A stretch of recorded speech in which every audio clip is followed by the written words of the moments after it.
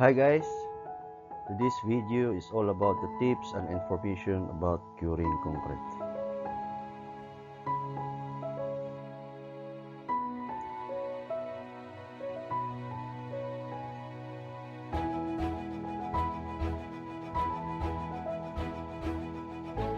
Concrete curing is the process of maintaining adequate moisture in concrete within a proper temperature range in order to aid cement hydration at early stages. Hydration is the chemical reaction between cement and water that results in the formation of various chemicals contributing to setting and hardening. The hydration process is affected by an initial concrete temperature, the ambient air temperature, the dimensions of the concrete, and the mix design. Therefore, for this process to progress well, in situ concrete must have sufficient moisture and a temperature that favors this chemical reaction at a rapid and continuous rate. The American Concrete Institute (ACI) recommends a minimum curing period corresponding to attaining 70% of the compressive strength of concrete.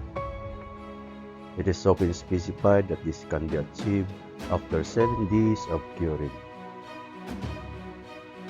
However, 70% strength can be reached quicker when concrete cures at higher temperature or when certain admixtures are used in the concrete mix. Similarly, more time may be needed for curing when concrete or an ambient temperature are lower. Typically, 20 degrees Celsius 68 degrees Fahrenheit is considered the ideal curing temperature. Why concrete curing is important? Freshly mixed concrete normally contains more water than is required for hydration of the cement. However, excessive loss of water by evaporation can delay or prevent adequate hydration, especially in the surface of the slab. These techniques for retaining moisture of in-situ concrete are therefore important for proper hydration so that concrete can gain sufficient compressive strength. Curing directly influences the quality of your overall structure. Strength gain is rapid at early stage but continues more slowly for an indefinite period. Proper curing will increase durability, strength, water tightness, abrasion resistance, volume stability, and resistance to freezing and thawing. Careful control of moisture and temperature of your in-situ concrete during curing is an essential part of quality control and quality assurance of your concrete structure. Proper curing techniques will prevent in-situ concrete from drying, shrinkage, and/or cracking, and ultimately affecting the performance of your structures, particularly at the cover zone.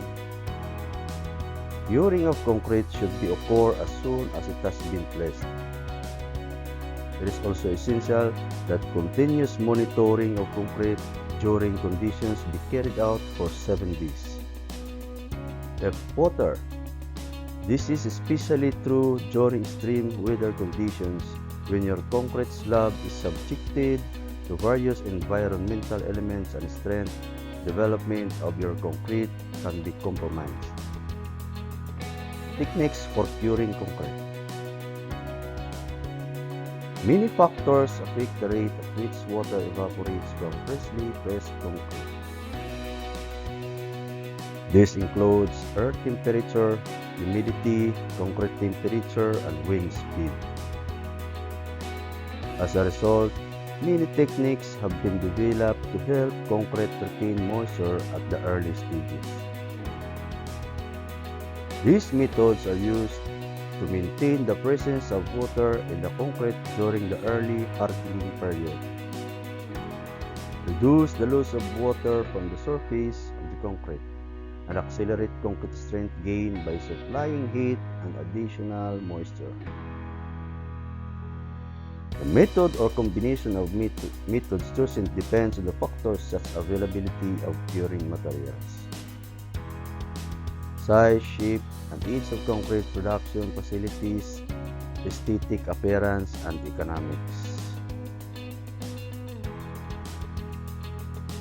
As a result, curing often involves a series of procedures used at a particular time as the concrete ages. The timing of each procedure depends on the degree of hardening of concrete needed to prevent the procedure from damaging the concrete surface. Different method techniques of concrete curing. Banding and immersion. Banding is typically used to cure flat surfaces such as pavements and floors, as earth and sand around the perimeter concrete surface can retain a pond of water. Banding is an ideal method for preventing loss of moisture from the concrete. It is also effective for maintaining a uniform temperature throughout the concrete. Spraying and fogging. Spraying and fogging are used when the ambient temperatures are well above freezing and the humidity is low. Fog mist is applied through a nozzle or sprayers to raise the relative humidity of the air over flat work, thus slowing evaporation from the surface. Fogging is used to minimize plastic shrinkage cracking. If sprinkling is done at intervals, the concrete must be prevented from drying between applications of water by using burlap or similar materials. Otherwise, alternate cycles of wetting and drying can cause surface cracking as saturated wet coverings.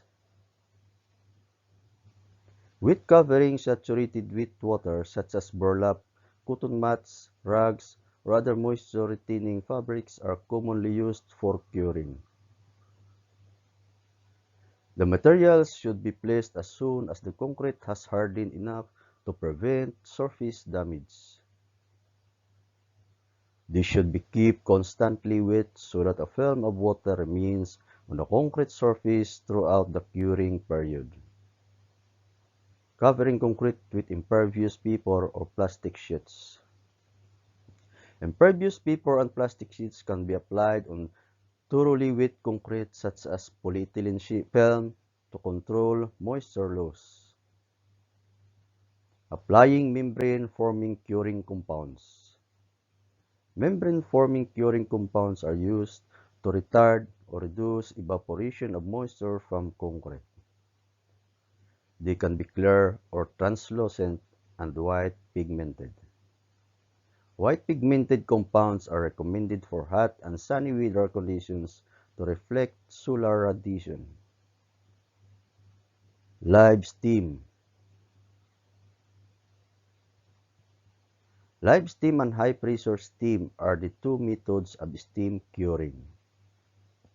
The temperature for live steam should be kept at about 140 degrees Fahrenheit or less until the desired concrete strength is achieved.